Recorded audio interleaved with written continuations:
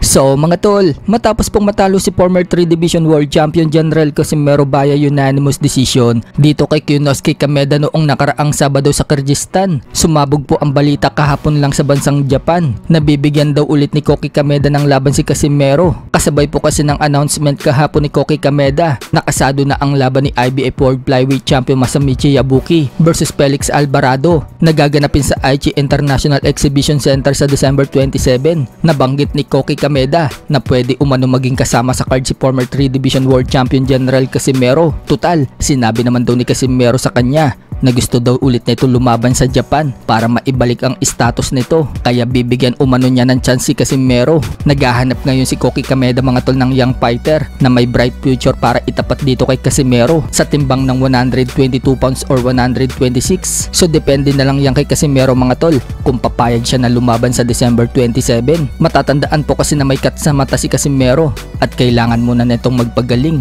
Na kay Casimero na lang yan kung lalaban ba siya sa December 27 o ipagpapaliban niya yan. Maraming mga Pinoy fans naman po ang nagsasabi na mukhang ginagawang gatekeeper na lang umano si Casimero ng Japanese promoter niya. Ipapakain daw kasi ito sa Japanese young fighter. Pero sa tingin natin mga tol, mukhang hindi naman.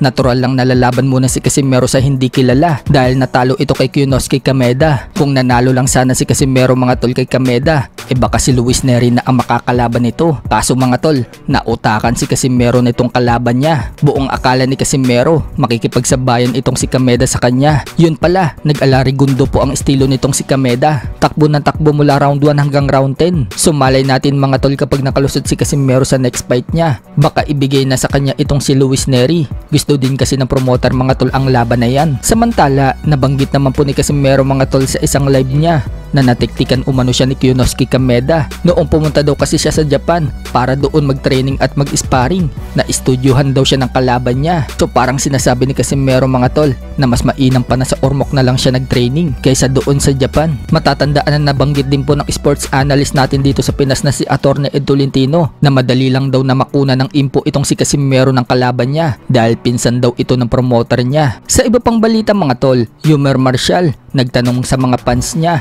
kung gusto daw ba nila na makipag-rematch siya sa tinalo niyang si Eddie Colmenares noong nakaraang Merkules sa Trilla in Manila to sa Smart Araneta Coliseum. May mga nagsabi mga tol na dapat daw mag-rematch sila ni Colmenares dahil deserve umano ni Colmenares ng rematch dahil yun daw dapat ang panalo. 2 times daw kasi bumagsak itong si Yumer, habang may nagsabi naman mga tol na wag na daw makipag-rematch si Yumer dahil natalo naman daw niya talaga itong si Colmenares. Matatandaan nga po na sinabi ni Manny Pacquiao na gusto niyang i-rematch itong si Yumer Marshall dito kay Colmenares. Natuwa kasi si Manny Pacquiao sa ganda ng bakbakan.